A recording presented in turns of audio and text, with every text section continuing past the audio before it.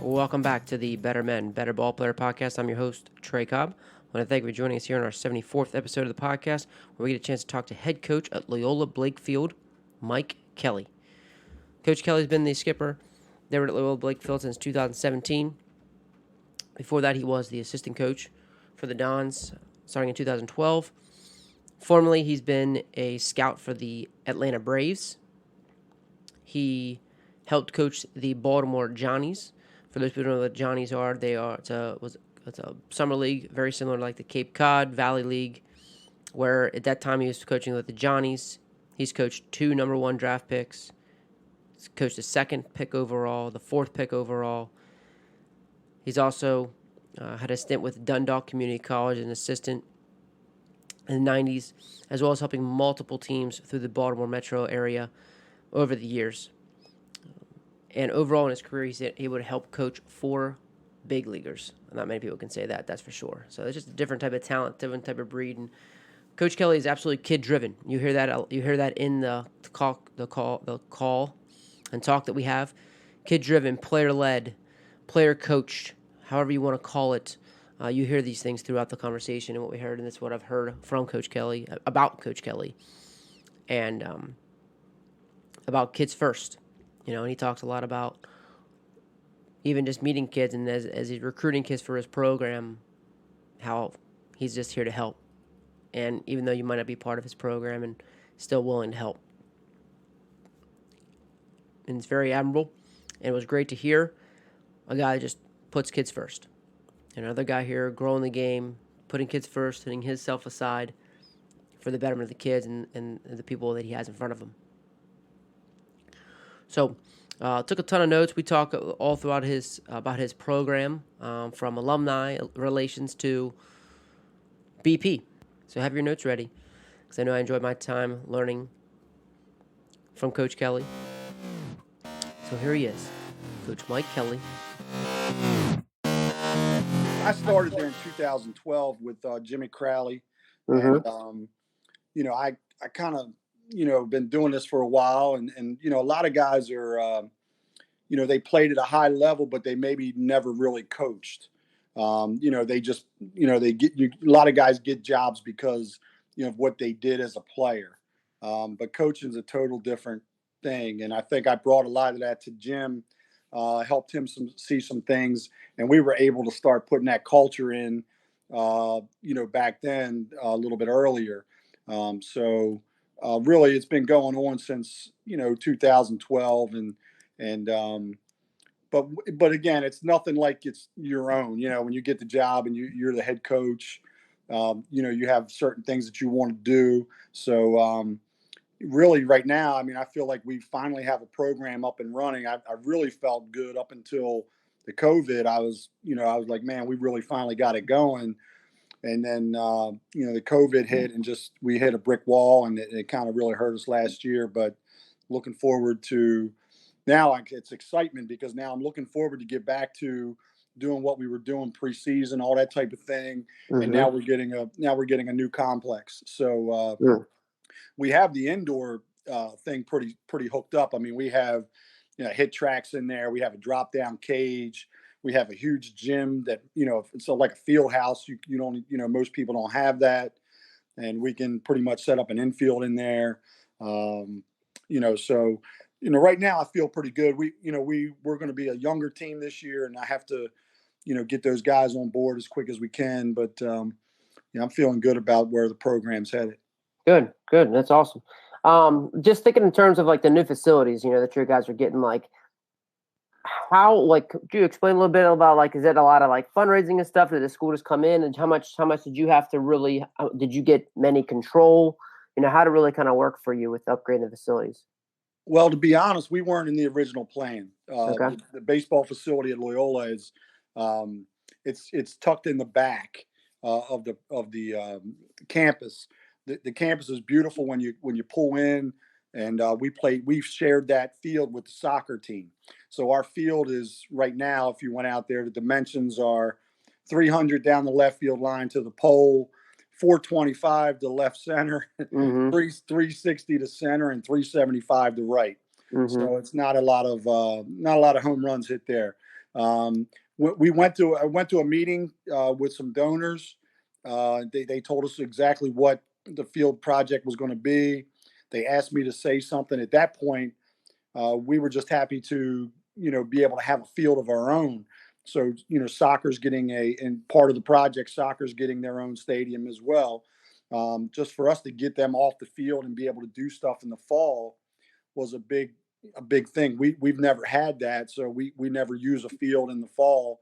Just I guess our football field, has a turf field, so we would use that to do defensive stuff, and then go into the field house and hit on days when other programs weren't playing. But so basically, at the meeting, they asked me to say something, and I said, well, I don't know what this means for the baseball program, but I appreciate uh, the ability to be able to practice. And I explained to the people in the room, what the big part of that was and what it meant to the team. But when I left there, I was kind of thinking about it. And I'm like, they're going to put this brand new turf soccer, lacrosse stadium type of place. We're not going to have any opportunity after this opportunity to do anything with our field back there. They're not going to roll big dump trucks over a $5 million project to get to our field and do any work. I went to the school and I let them know of my concerns about that. I do. I'm a hardworking guy, so Mm-hmm. I go there every Sunday morning. There's certain things that I don't like the way the field looked outside of the field, and I took care of that. Mm-hmm. Because I want things to be run the right way. I want things to look the right way. When I bring kids in to look at the school, I want them to see. So a lot of people there respected that. They saw how hard I worked to make it the best place I could for our kids.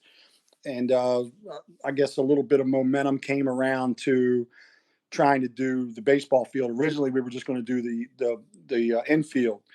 Once I spoke with the guy from Field Turf, the school doesn't know this, but I grew up in the city, so I know how to get stuff done.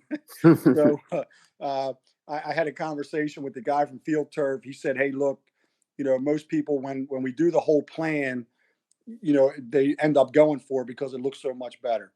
So he Mm-hmm. put the plan together. The school thought they were getting just the infield diagram, and he put a whole spread together with the new look, the turf all way through.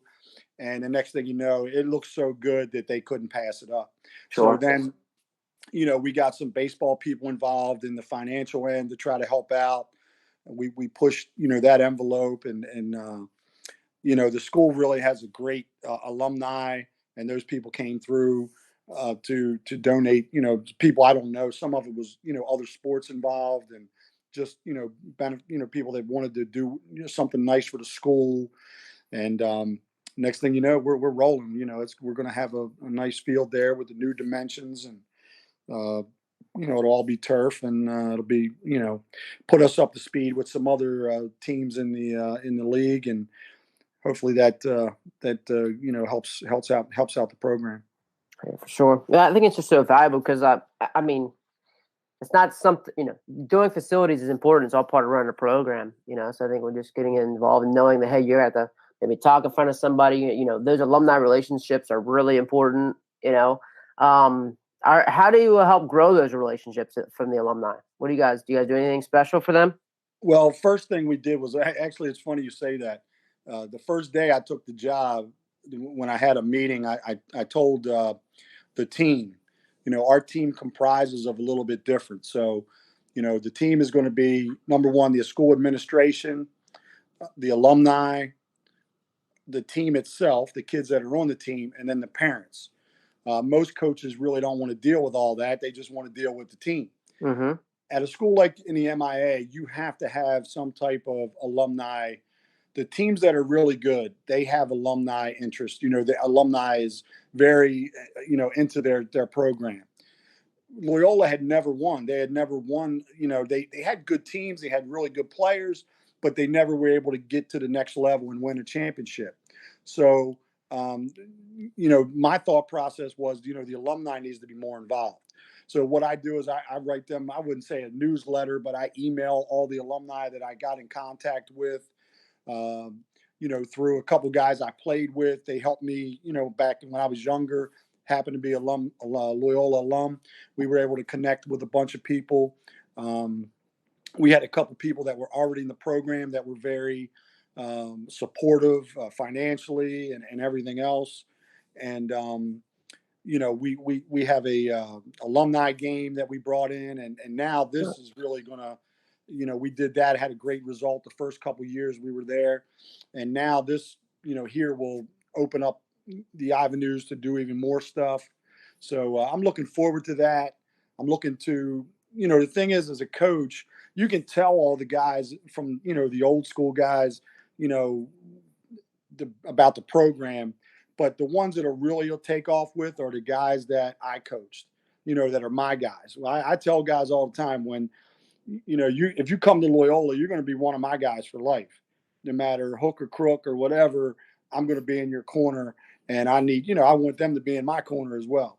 And so, that's when I think the benefits of that will take off. And some of our seniors, when I first took over, they've graduated college now, and I still talk to those guys, and I'm constantly, checking on them. I get messages from parents every once in a while. Say, hey man, thanks checking in for with my son. Sometimes you get some of these kids get to school, they don't want to talk to their parents. They're out there rolling. So they usually give me a text back or whatever, or sometimes a call. But that's the way you got to connect with the alumni. You have to get them involved.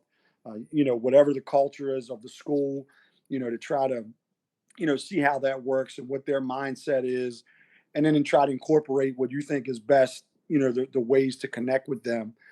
So, some of them, it's just been an email. Some of them have kids now, they're in youth baseball. So I'll go out if a guy says, hey, can you come out and help our team? I've done that with some of the guys. Um, whatever I can do to help that process out. And I do a lot of it, even not even dealing with the program itself. If there's something they need outside of, it's not a baseball family or doesn't have anything to do with baseball, I'm always ready to help with that as well. So yeah, the alumni thing definitely in the MIA, and this to the other coaches if they're listening to this, if you don't get in touch with the alumni, and even at a public school, if you don't get in touch with the alumni, have some type of reach back to get those guys involved, you just don't know, who that may, spark an interest in, who they are financially, or, just as a person, that have connections that can help you. Those are things that, you have to really be aware of. Sure. No, absolutely. It's all part of it, But yeah, especially in your, very tough conference and very competitive conference, it's definitely very valuable. But and I'm sure they're appreciating all your hard work as well, Coach. I hope so. Yeah. So I mean, just another part, like because you said before, winning championships, I know that's something that you're bringing to Loyola, and you have brought. And so, what do you think? What has allowed you to take that next step? What do you feel like was besides like you've reached out to the alumni and the support you're getting there? What else do you feel is a factor? Well, you have to get, number one, you have to get the players. And, you have to get the players to come to school. I've been blessed with, the first 3-4 years there, an unbelievable roster of talent, so that's number one. But number two is the culture. You have to set the standard right away of the way you want the program to be run. And then the kids have to buy in. And, every year is a different level of buy-in. But I can tell you, when you win the championship, either you have the most talent in the league, or you have the best culture on your team for whatever program wins it. This year it was probably Gilman. You have to give them credit. They seem like they had a really good team mix in Calvert Hall the year before. That's the way I look at it. I think the best team doesn't always win, but the best team wins. And what I mean by that is the most talent doesn't always win, but the people that are together, generally, if they're talented enough to mesh that and their culture together, they're going to win. And They have to buy in 100%, and that comes. The hardest part of that is getting the last man on your team, the least talented person to be all in. And when you do that, then you have something really special. And that's what I've tried to do there. It's difficult. I know when it works and when it doesn't. The first year we had some kids that had played with me. One kid had played with me since he was 7 years old. So, I had a good idea. He had a good idea of the way I like to do things. And a couple other kids that, had been there for a while. The whole team bought into everything I was saying. And the last couple of weeks of the season, the coaching staff didn't do anything. we let them go. They knew how to run the practice. They knew how to get the field ready. They did everything. They were, it was awesome.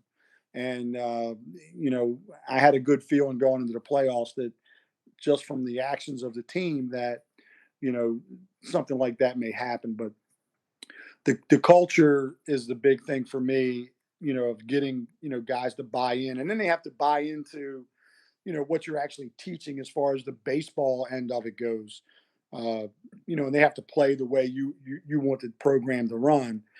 Getting that to happen is very difficult in high school because a lot of times you're only getting the kids for 2 years sometimes, and that can be a hard thing to do. It doesn't sound like it would be, but when they're out playing in showcase baseball, it's totally different than high school. So, those guys are out there. Generally, you're playing for yourself most time. There's not like when I grew up, I played for, local teams. We all knew each other.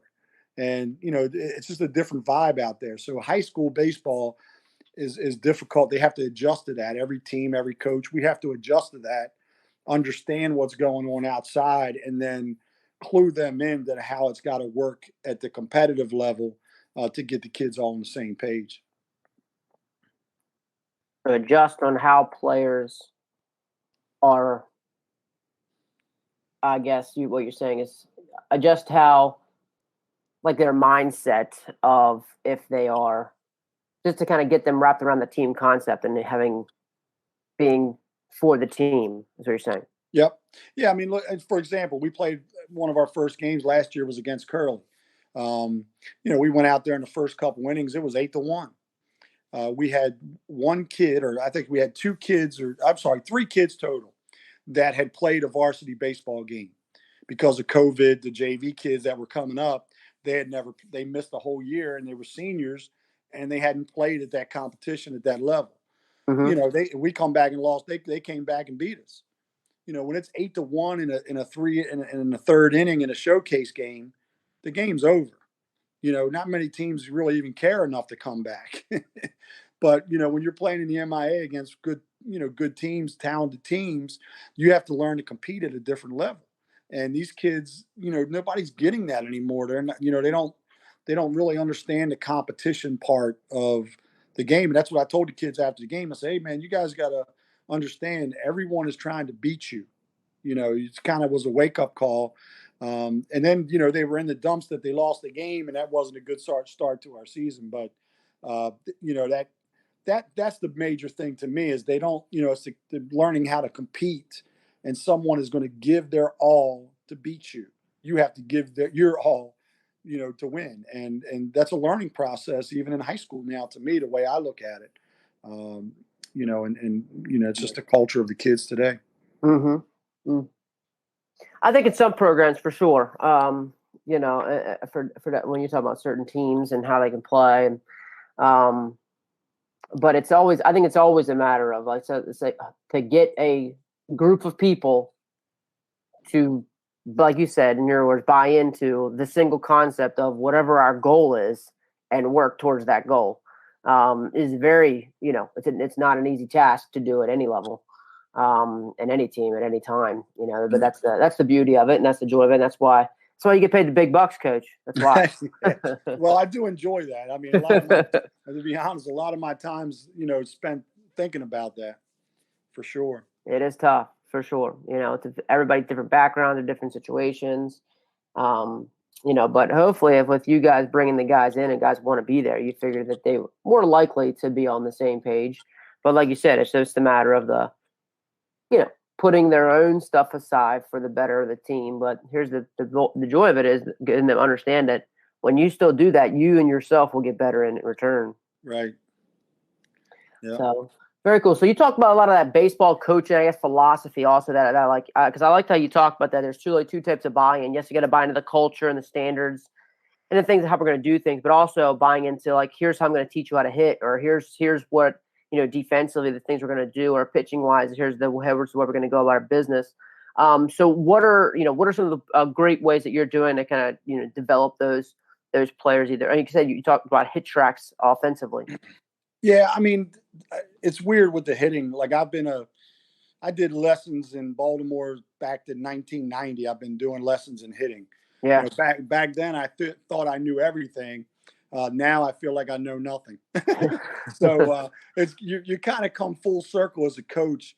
Some of that is I do less messing with the hitters. Like I don't, I'm not a yin and a yang guy. I call it where elbow 2 inches down. This crazy stuff that you see sometimes. But back in 1990, it's ironically enough, and I know people that know me that or were around me know that I've been teaching, never called it launch angle and this, that, and the other, but I've been teaching that way since 1990. And I've ran into so much. I was on an island because I'm the only one back then that was teaching that. Everybody was teaching, swing down and, my coach Op, I love him, you know what I mean? But when I was in college, his thing was, well, you're 140 pounds. You're not going to hit for power, hit the ball on the ground and run. Well, I was a 7.5 runner, so I wasn't going anywhere too fast. Yeah.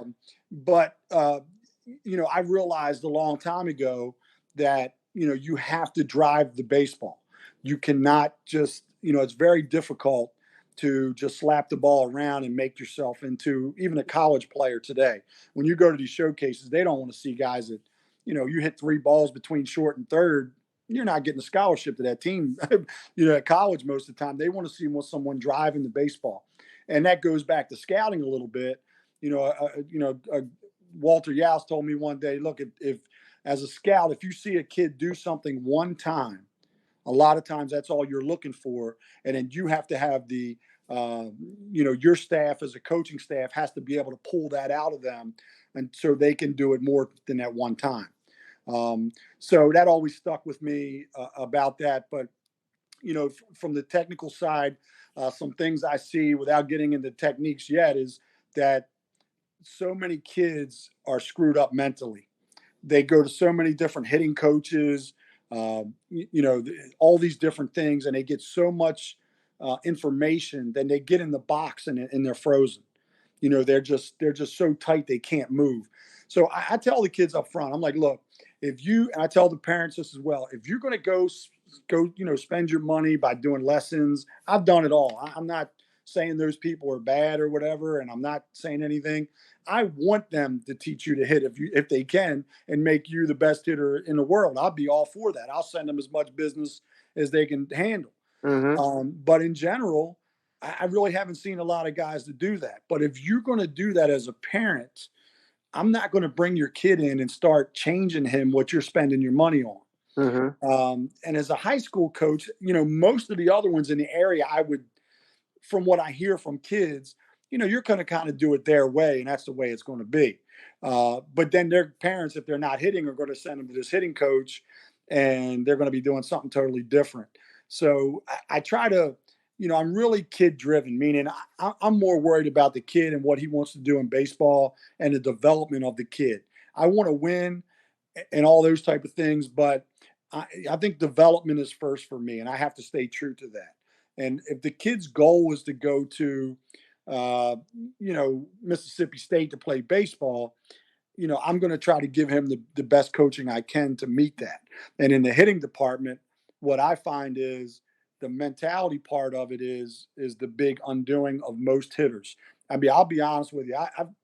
There's only a couple of hitters in the last couple, 7, 8 years that I've seen at Loyola and all the different teams that I thought were very, very good hitters. There's, that's just the way I look at it.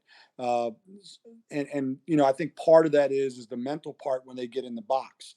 That it's a lot of pressure on them. And we call it ETF at Loyola. That's called embrace the fear.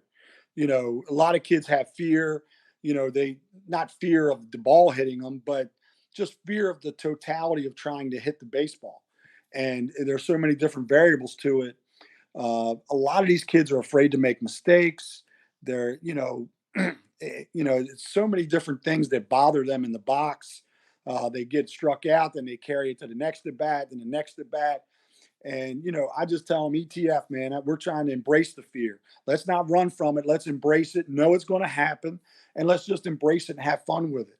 And I think once kids learn how to do that, it takes the pressure off of them, especially when they know a coach has that mindset that it's like, hey, dude, it's okay. It's okay to make a mistake. Let's go, but let's go at it 100% and let's have fun with it. And the fun factor sometimes will take the fear away from the kids as well. But those are things that I see from a hitting aspect. And then the last part I'll say about that is the kids don't watch hitters. I know when I was a kid, I could almost do everybody at least on the Orioles, if not a lot of the other AL teams, I could do their batting stance. I knew exactly what they did. Mm-hmm. But what do we look at today? If it's on the MLB show and our focus isn't on watching that as a kid, they're actually playing the game. So they're not watching for the technique, things like that. We were trying to emulate the guys that we watched, but kids don't do that today. And I think that's another reason why some of the level of play in some instances, I wouldn't say there's a lot of kids I think that are better today than when, I played. Mm-hmm. But I think the majority of them are not. There's a core group. If you just look at the showcase deal, there's 10 to 20, maybe more than that. Maybe I'm cutting it short. 20 to 30 teams throughout the country that are very, very good teams that have multiple top Division I kids on their team, and then everybody else is just out there to fend with decent players. So I think kids don't watch that enough, and that's another thing that we use for hitting is, video, trying to show these guys different swings from different guys, and show them that the way we teach at Loyola, there's only a couple really big movements, and you can go back and I use there's another thing that I say to kids and parents all the time. I can get in the batter's box and still swing a little bit, where I can, look a little bit to what a swing's supposed to be. But, the problem is I would rather have Mike Trout and look at him and try to emulate what he's doing rather than, emulate a guy who's, a high school coach, trying to get them to do certain things. It helps when they look and see what the guy actually does in a frame by frame, that we'll post up on the video, than me trying to tell them every, yin and yang, if you will, what you're supposed to do in the box. So, we'll look at swings that way. We'll really break it down to a couple movements, we try to break the norms of what they've been taught by, their rec ball coaches as they were younger, or even their dads. In a lot of cases, a lot of times they're not giving them the most correct information. So we'll explain that to them. I use the verbiage of, chop the wood, all these different things that have been taught to them. And then I explain to them, what I think is wrong with that. I don't know. I don't know if it's truly wrong. Nobody does really. But I think it's been shown to pretty say that thing there for me doesn't generate the most power for guys to be able to drive the baseball. So that's why I'm like, I'm a little picky about that verbiage. I don't like that. I don't like kids that, do that. I'll try to get them out of it. But if you watch everybody in the big leagues, you'll see them really not have that mentality. Sure. I mean, and maybe they might be thinking it, but their body certainly might not be doing it.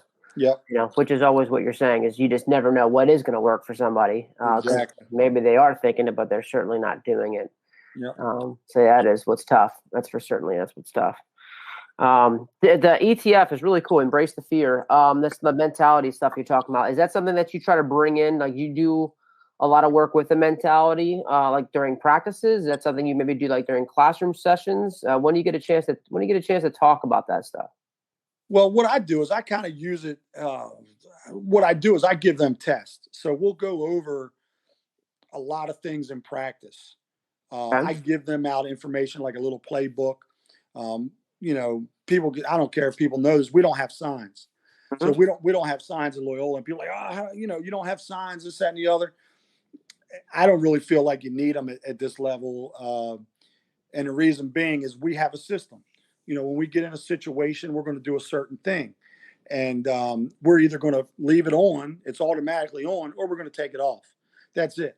I used to drive myself crazy with the signs, trying to get the kids to read the signs, and it's always a missed sign here or there or whatever.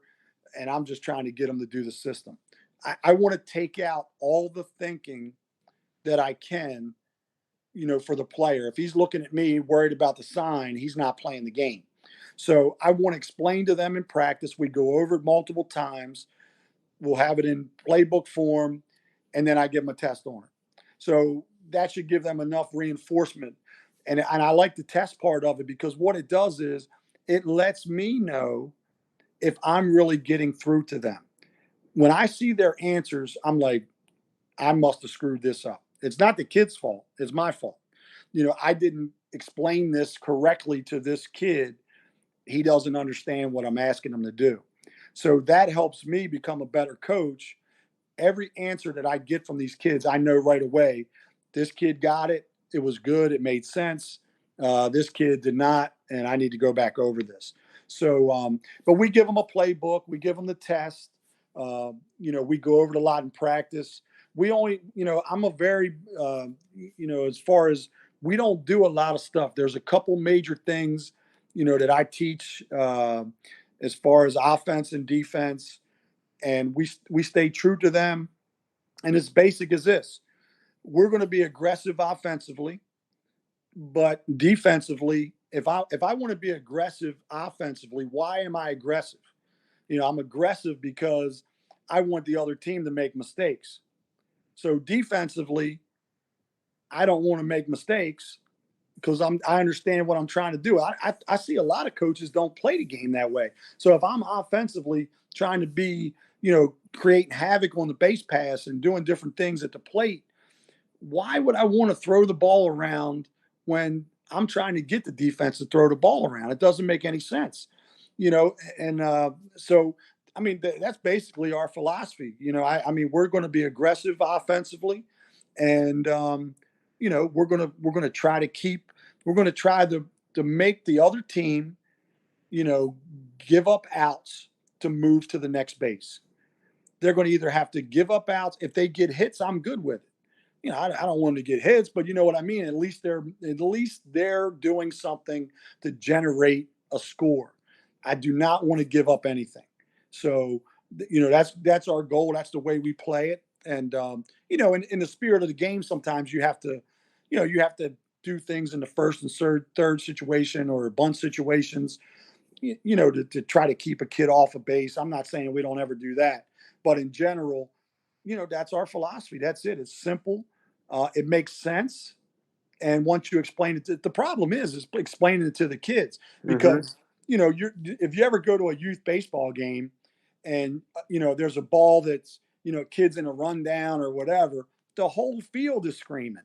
The kid Right. doesn't know what to do. He's never been coached on that. You got the coaches screaming, the parents screaming, and the kid's just he's looking for help. He don't know what the heck to do. So we try to cut all that out, make it very simple, explain to them, how that we're going to handle those situations. And then we do all of our coaching pretty much during practice. During the game, it's just, hey, have fun. We're not, situationally, we're always coaching, but techniques and things like that, we're going to wait till after the game or the next practice to kind of go over that stuff. It's go have fun, embrace the fear, and then you take those things, like you said, feedback on what you need to do and get better for next time. Yep. Yeah.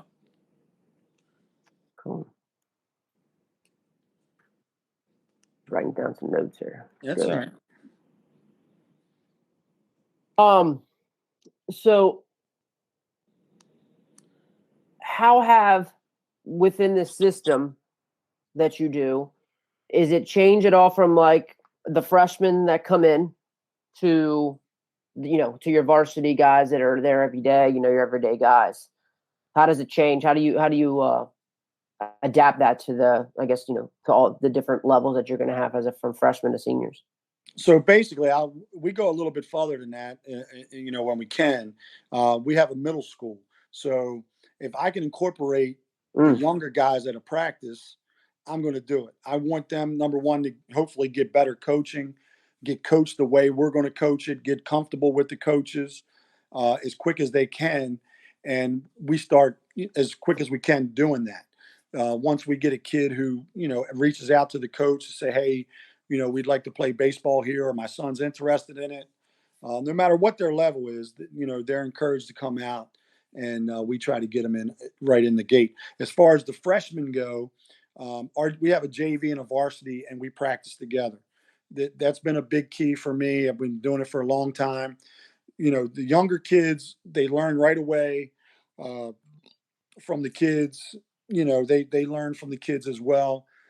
They're going to learn how we're going to do it. They have to push the pace for themselves physically to be able to hang with a lot of times an 18-year-old kid. We don't, I'm never going to put them in an injury situation. I know when they're overmatched in certain areas, I wouldn't, we would have freshmen or sophomores pitch against freshmen, sophomores, and things like that. We make sure that works. But they're getting the same coaching every day that we're coaching on the varsity level.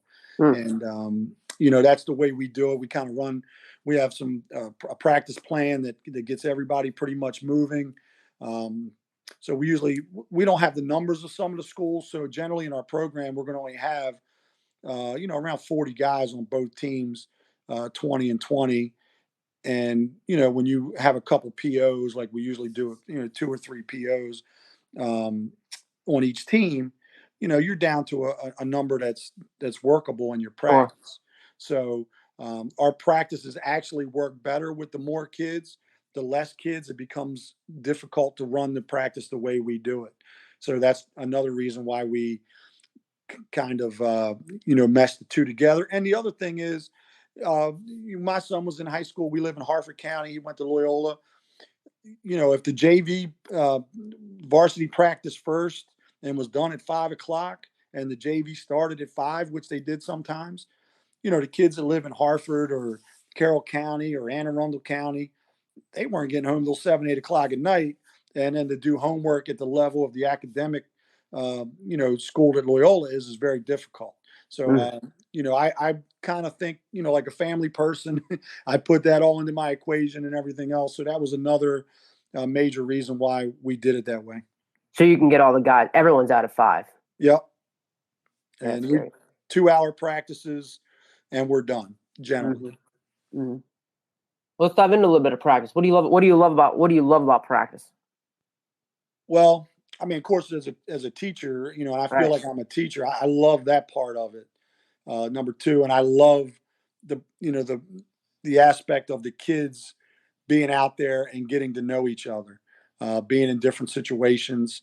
And that's another big thing of doing all the coaching together with the freshmen and the JV. I don't know how you were in high school, but I knew everybody in the senior class. I didn't know too many guys that were freshmen or sophomores where, 10 years later, if I see them in a bar or restaurant somewhere, I'm going to go up and say, hey, man, what's going on?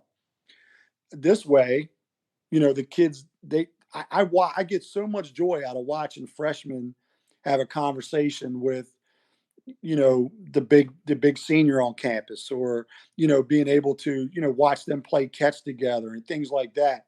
Uh, again, that goes back to the culture thing. That's what really helps out. But just I love to watch the development from kids who were not getting it to now they're getting it, and watch the player they become right in front of your eyes as a coach.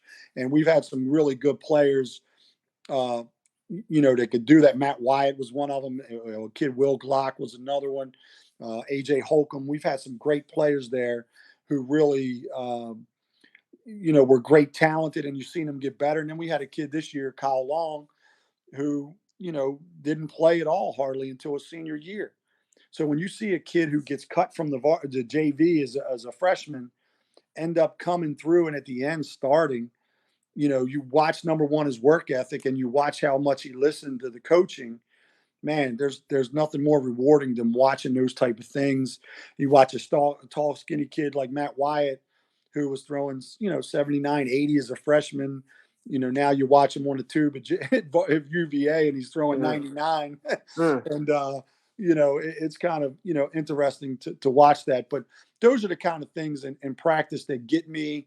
The things that frustrate you, of course, are the kids that don't get it and continue to make the same mistakes that you're coaching over and over again.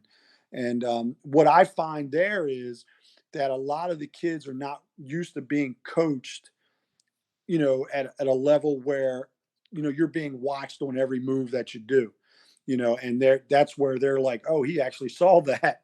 And I'm like, yeah, I'm not missing a trick, buddy. I tell them right up front, if I miss something, I say it's going to be very few and far between, because I'm watching everything you do. So, yeah, those are the things that really get me as a coach, that you really enjoy to be around the kids. And I do this during BP. I walk around and I just talk to the kid one on one. Hey, what are you doing? What are you up to outside of baseball? Try to get them, ask them questions. I learn as much from the kids. Hey, man, what do you like about this practice? What do you don't like? I've done that every year, just to try to get their feedback on different things that, they wanted to do or not do. So that's kind of how I use practice time. And then, the technique things like the rundowns and all those type of things, they're 5-minute deals for me, man, in and out. We're going to do the things that we do every game the most. We're getting the most reps on fly balls, ground balls, hitting, uh, anything like that. That's what we do in baseball. We catch the ball and we throw the ball and we hit the ball.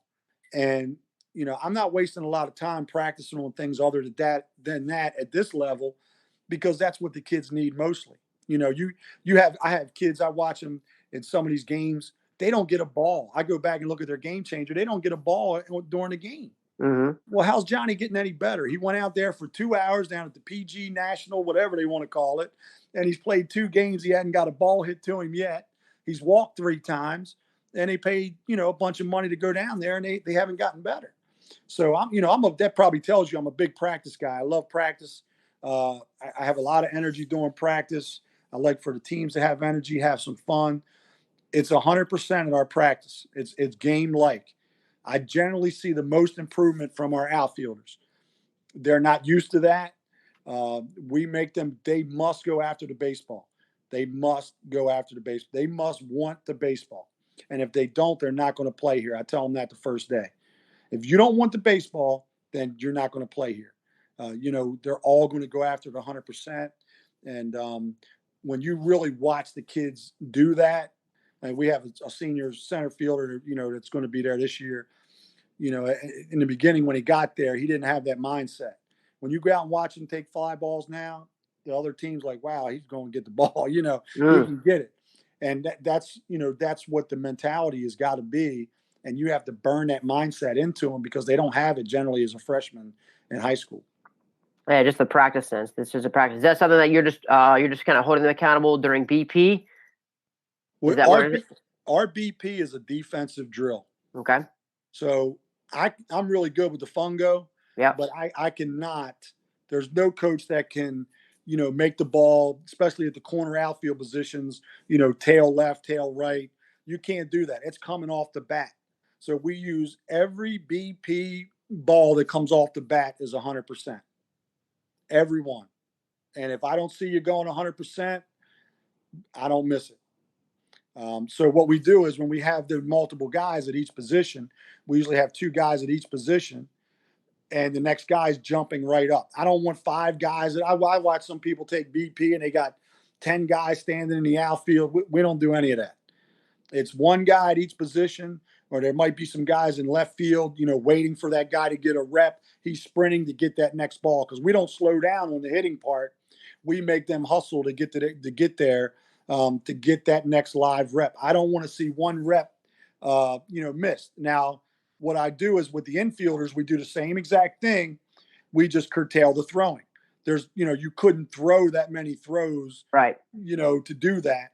So it's very, very simple. Guys, when you've had enough throws, you're done.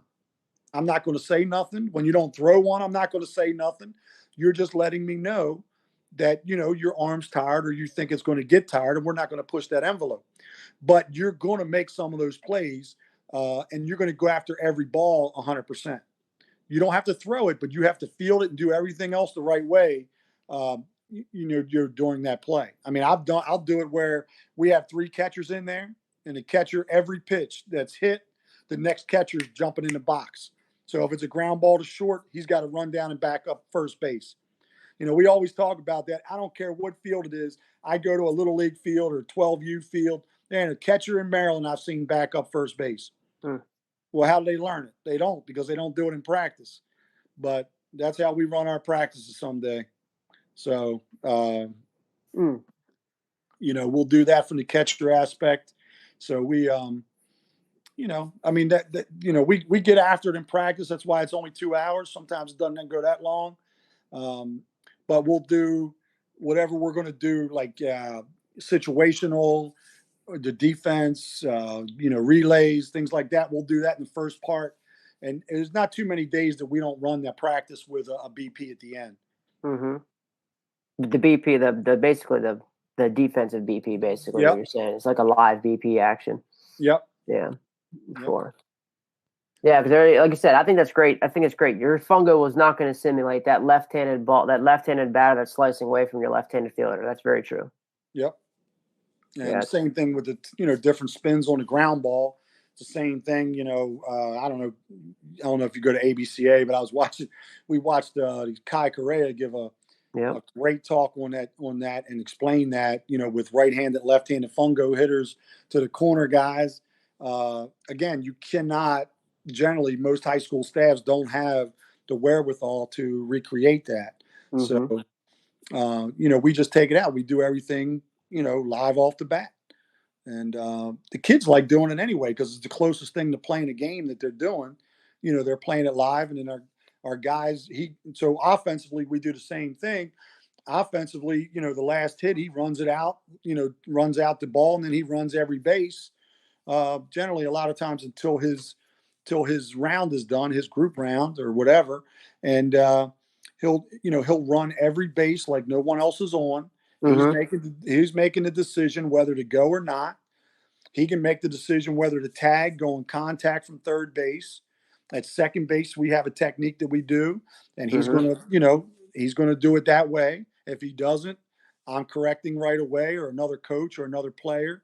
Especially for the young guys, we'll see a lot of young guys make mistakes on the bases early, and that's how we run the practice. They're getting corrected right away, and they're going to get the praise right away. So when a kid reads it right after doing it wrong the first 10 days of practice, he's going to know about it. I'm probably going to hug him, yell and scream, so everybody knows that I didn't miss that, because it's easy to beat these jokers up all the time, but you better praise them when they do it the right way as well. Absolutely. Yeah, just taking some notes. That's good. It's easy to beat them up. Yeah. Yeah, that's great. That's great, Coach.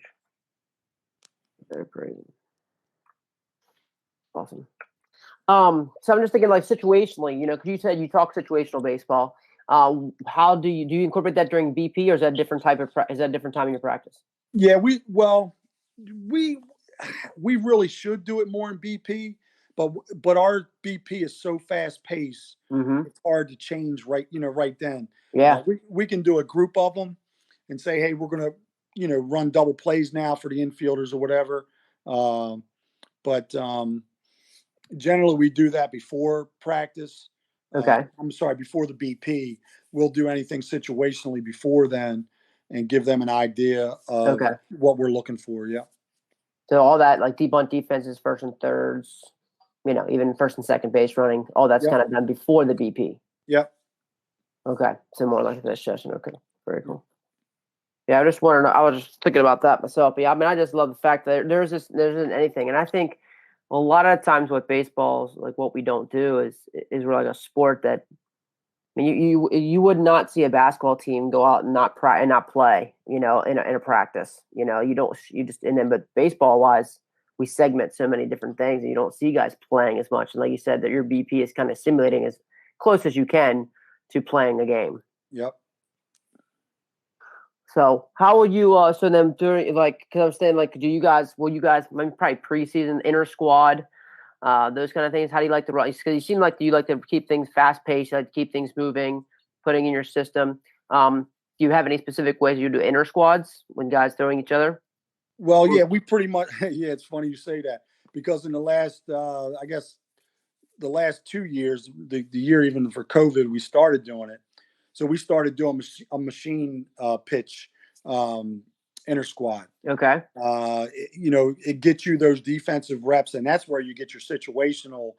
We have a guy feeding the machine, and the batter is getting a full at bat, and then whatever base he makes or doesn't make, that changes the situation, and then that's when we can yell out a situation. We have about 10 seconds between each batter or each swing or each at bat, and then we'll do it that. And our coaches really like that. Again, it gets us so many situations so quick, and it also gives us, our guys are interchangeable. So what I mean by that is JV and varsity; those guys are doing it. So we might have an infield sometimes of a JV second baseman and a senior shortstop, things like that. So again, you're making a freshman uncomfortable being in that situation. They feel the pressure of being with the big guys. Yeah. So they get some of that as well. And so you get a lot of different variations of the kids that are out there. You get a lot of peer coaching. So I watch them all the time. They're telling them what to do. These are things that we don't think about as coaches, but they mean so much to these kids. And when, both as a giver and a taker. So if the shortstop, takes a minute to teach a kid something, number one, it lets you know as a coach he understands it. Mm. And number two, he's not going to be afraid once he gets out in the real world to state his position to someone else. And those are things that get lost on us as coaches anymore. But generally, that's when we see a lot of that happen in those situations. So again, it's fast paced. We would have, we've done it team wise. We break it down into 3 teams. We have a pitcher on the mound that's not feeding, but is playing the pitching position. So he has to do the backups and anything like that. Ground balls to first baseman. He Yep. has to cover all those type of things. So yeah, we just incorporate that right in. I mean, sometimes, to get the pitchers work, we do it the conventional way. But a lot of times when we're just trying to get situational work, we'll do it with the pitching machine. Now you said 3 teams. I'm assuming it will be like you basically, and then you just rotate between offense, defense. Yep. Well, we do 6 outs. Okay. So we do 6 outs after every 3. We re-situationalize to 0 outs. Yep. And then, but the 6 out stops you could throw 3 pitches and they hit 3 ground balls to short, you're out of the deal. So right. We make it 6. They get two innings actually every at bat. Okay. Very cool. Really cool. All right. Nice. Interscore stuff. That's nice. Coach, I was thinking about like just the stuff that you had mentioned, and I mentioned you were kid driven. I know you mentioned about getting in the real world. This stuff doesn't seem, you don't go too far without talking about how you're developing kids and developing the person. Is there things, when you think of in terms of like leadership, you think in terms of like what you're doing to even develop the person itself, because it sounds, you've mentioned it multiple times here today, and just kind of wondering how you kind of incorporate that into your program, and what you do. Do you do anything intentional, like specific things that you're helping to grow the person, or kind of like you said, help them more in those real world situations? Well, the first thing I do is I have a mindset. This is my mindset with the leadership. So, my mindset is the kids come to Loyola. It's a private school. Their parents pay money for the kids to go to school there. I don't want to be a program where we say, hey, we have three captains. So we have three captains that are going to do all the leadership in the baseball program, and you other 17 people, you're not going to learn about leadership. We're going to leave it up to all these three guys right here. So number one, we have no captains. I'm training these kids all to be leaders, not, just three guys. So that's my mindset. So we don't have any captains as far as that goes.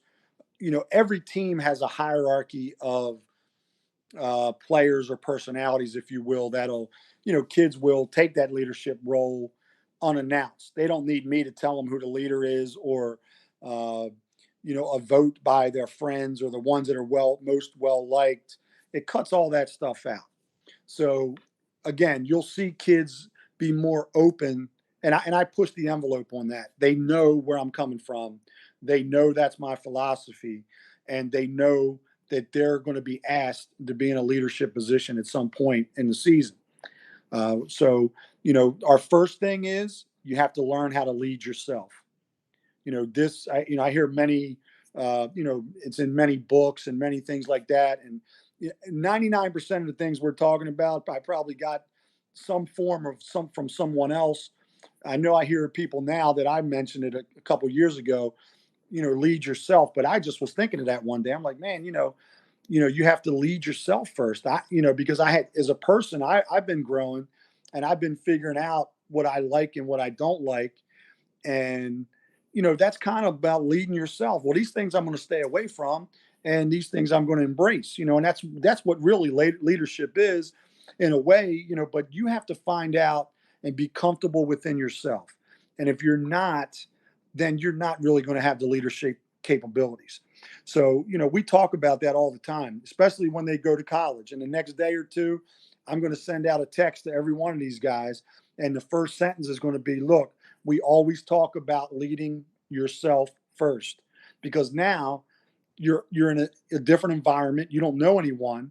The only people that you know are living in the dorms, drinking beer, and doing things that maybe aren't always the right thing. So you're going to be in more situations. All of a sudden, in a snap of a finger, these kids are going to be in situations where they need to make sure they're leading themselves. You're not going to lead the hallways of the frat house. A lot of times you better lead yourself first, so you're not caught up in any type of situation. So, we promote that a lot. Of course, I always pick on the kids who are the least, leadership, the quiet kids, those type of things. I'm asking them. So I did it the other day. I asked the kid, hey, I want you to go over this with these kids. We had some younger kids there. What is your mindset when you get on first base? And I wanted two things. I wanted the number one, he gets the idea of him being able to explain himself in front of a group of kids. Number two, it lets me know, how much he understands about your situational or technique type of stuff that you're doing, that you're teaching them. So it's a win-win either way. But I'm going to let them, do those type of things all the time, so they can, learn how to navigate being that. I'm that type of guy. I like a lot of things to be done naturally. Yeah. As far as I'm concerned, kids know when you're not being real with them. And I think they're smarter in some ways, but in other ways, the street smarts and how to deal with people, they know how to text really good, but they struggle learning how to deal with people. So if I'm not natural in the way I do things, or any coach, when you're not around, they're telling everybody else, hey man, this guy's full of it. He doesn't really believe in what he's doing, and they're not going to buy into what you're doing. They know you have to be in, it's got to keep it 100, as they say. It's got to be 100, and I'm an old cat, but I try to, keep up with that stuff. And when I say those type of things, they just roar, they laugh their butts off.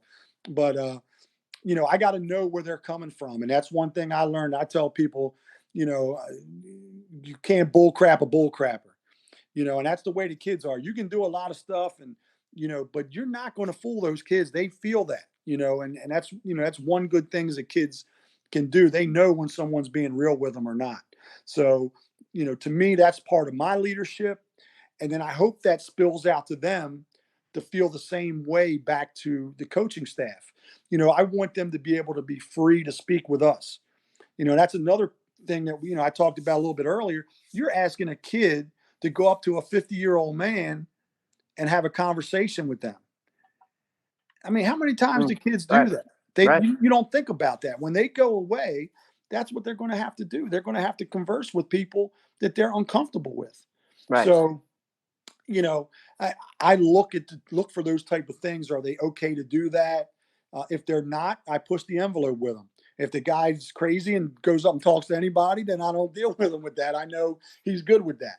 So Mm-hmm. that's part of knowing your team and knowing the personalities.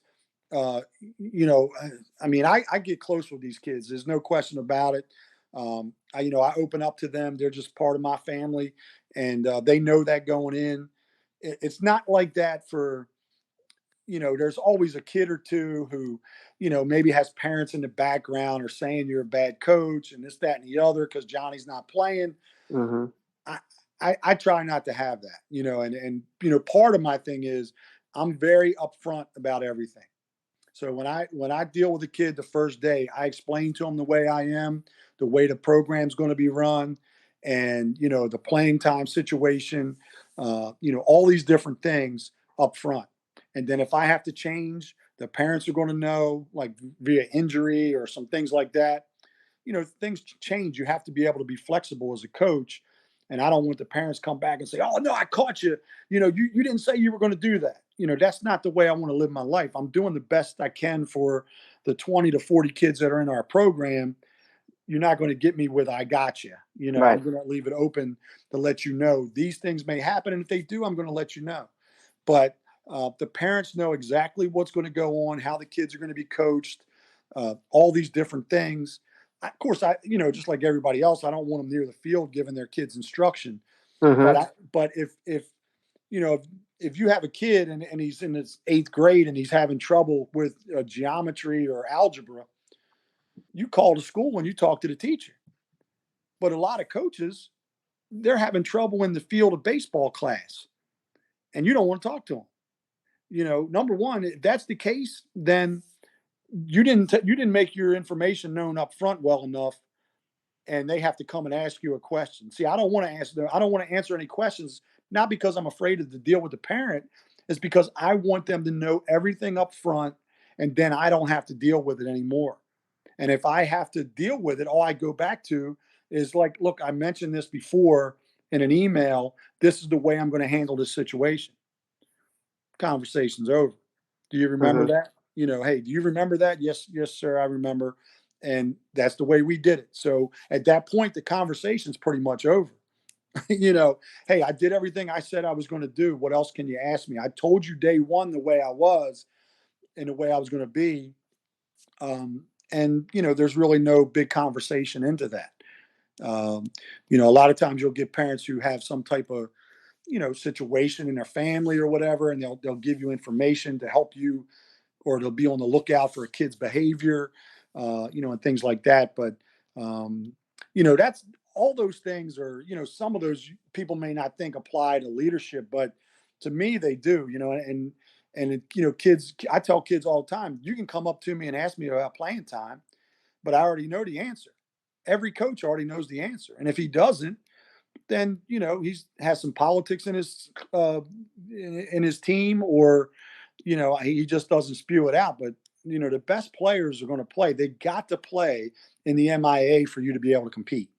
You just can't play everybody, and it's a competition, and that's part of the leadership as well. I tell the kids the biggest thing they get to learn in high school is how to compete against another team and how to compete with their best friend for a position. That's a tough thing that gets lost. You very rarely hear that talked about from coaches, but that's going to happen. Somebody's not going to play, and you got to be able to handle that, and you got to be able to handle to compete with your best friend and want the best for him. And to be honest with you, that is a big part of leadership. And once kids are able to handle that, when they leave you, they know something about competition. Generally, they know what they have to work harder in whatever situation it is. And whatever they're drawn to as a person, they're going to give that effort to be the best that they can be, because they've already had that competition against somebody that they probably love, and it's tough. Very tough. Very Yep. tough, for sure. For sure. Coach, I can't thank you enough, man. We're here about an hour already into it. I guess, man, I would say if people would want to get more information from you, because I feel like we can go on again for a long time, is if someone would want to reach out to you about more information that you're doing, good things that you're doing, what's the best way to contact you? Well, just via email. I'm on Twitter at baseball coach K. Most of my Twitter is, I'd say it's 95 to 99% baseball anyway. So anytime I see a video snippet put up there by a coach or by a media outlet where I think it'll help a kid with a situation, I'll retweet it because I'm following a lot of, hitting and pitching guys, you know what I mean, where parents may not do that as much or know who they are and this, that, and the other. So I put that out there for the kids as well. But anything I can do to help someone, whether they're at Loyola or they're not. I tell people this as well. One thing that I tell parents that come to look at Loyola, listen, if you don't choose to come to Loyola, it doesn't mean that I'm going to have a negative thing again. I'm not in this business to do that. Mm-hmm. So I'm in the business to help kids, not just the kids at Loyola, but all the kids that I come into contact with. So you walk through my door one day, I hope when I see you at you go to Calvert Hall per se, I want to be able to, have a conversation with you to see how things are going. Hopefully some of the things that we talked about help you, and that's the type of person I want to be, and then, that's the type of person I am. So it doesn't really, I don't have to worry about that. But, again, it's not easy. There's a lot of decisions for families to go to a private school, so it's not cut and dry. So I don't feel like I have to be a jerk about it. But, if you're in it to help kids, help the kids. Coach Mike Kelly giving us some great information. Just wrapping it up there, finishing up with how much of a helper he is, how much of a player-driven person, coach he is, and talking about how he's there to help kids. I think that was a great way to end it. Come full circle, seeing what kind of person he is. Another guy that's driven is Will Miner and the guys at Netting Pros. Just can't thank these guys enough for sponsoring another podcast, man. You guys don't know, the Netting Professionals, they are improving programs one facility at a time. Will Meyer, the netting professional guys, specialize in design, fabrication, installation of custom netting for backstop, batting cages, dugouts, scoreboards, BP screens, and ball carts. They also design and install digital graphic wall padding, windscreen, turf protectors, dugout benches, dugout cubbies, and more. The guys at Netting Pros continue to provide quality products and services to many recreation, high school, and college fields, facilities, and stadiums throughout the country. Contact them at 844-620-2707 or info@nettingpros.com. Visit them online at www.nettingpros.com or check out Netting Pros on Twitter, Instagram, Facebook, LinkedIn for all their latest projects and products.